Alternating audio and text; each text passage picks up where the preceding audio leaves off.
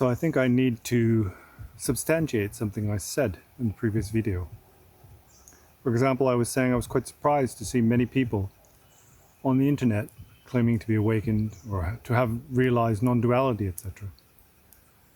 And so I need to really sort of back that up with something, because I'm not just trying to be deprecating or put anyone down. And so along with, for example, awakening, then normally there comes some kind of results that are associated with that. So to start off with, if we're going to talk about something like enlightenment or awakening, then we need to decide, when we say that awakening, whether we're referring to something that is taught, for example, in one of the spiritual traditions, like Buddhism or Hinduism. Are we referring to that kind of awakening? Or when we say awakening, are we referring to something else? For example, something that I've discovered myself, or something that I define in my own terms.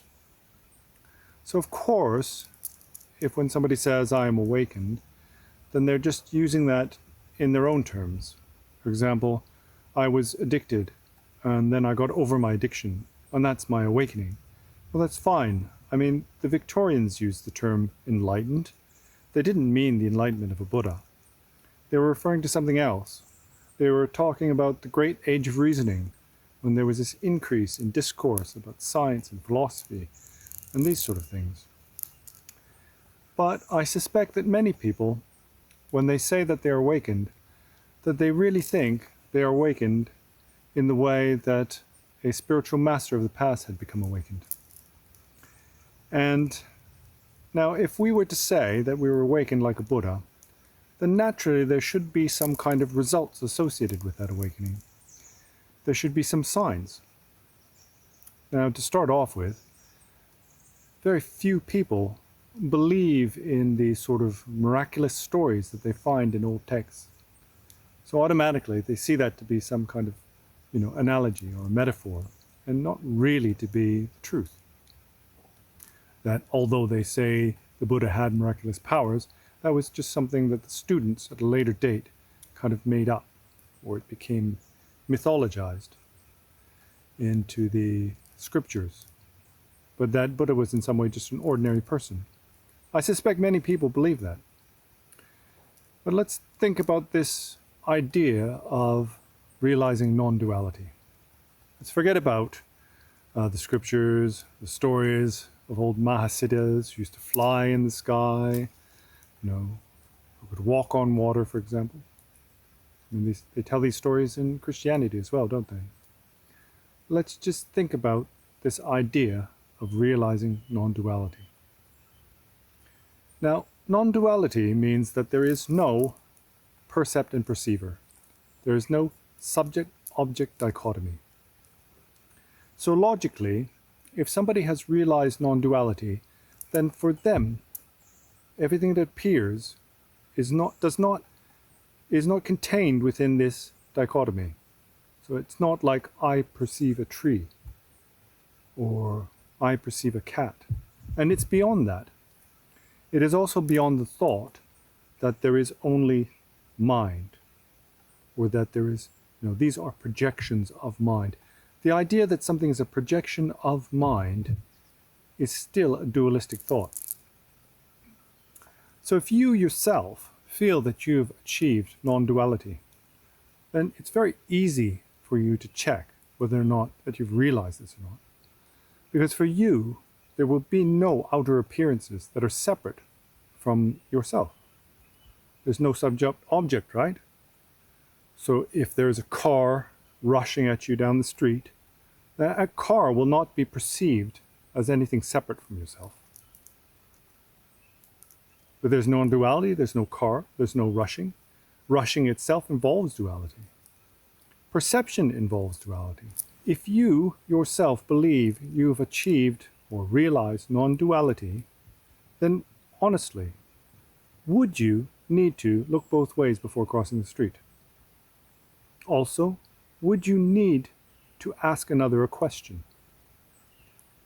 If everything is merely mind, or if there's no subject-object separation, then that means that there's no separation between someone else's mind and your own mind. And so, can you read the minds of others? If you can, then you have some miraculous powers. But I suspect that's not the case. That you still need to ask questions, ask directions. When you go to the shops, you pay somebody money. Everything you do is you operate solely within a dualistic world. So anyway, my point is,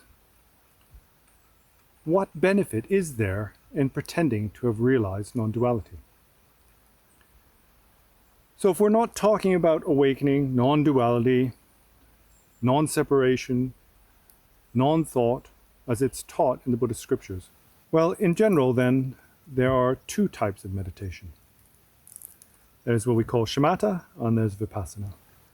So this shamatha might be what we call calm abiding, or shine. The shine is kind of the root of all meditations. These are all forms of concentrating on objects, and specifically concentrating on them kind of with the virtuous mind. So what is this other type of meditation that leads to the actual realization of non-duality? Well, this other meditation is non-conceptual meditation. It's meditation that does not hold an object, right? Because if there is an object, then there is dualism. There's a subject-object dichotomy. So this other kind of meditation doesn't involve this. Now, we really can't get into what this insight meditation is all about. It's a very profound topic. It's not easy. Now, the problem I have is everything I've seen on the internet that is regarding meditating on non-duality, non-separation, no self, etc., etc., etc., and there's a lot of it. All of it is conceptual. All of it is using an object. None of it reflects any understanding of what non-duality is. So what is an example of this sort of insight meditation? Well, before you can do insight meditation, you need to have understood the essential point of mind, or the essential point of the true nature of reality. And how that is arrived at is that there is a teacher who themselves has experience or realization. And then they guide a student based on that student's understanding. And principally, the student will make statements. This is natural.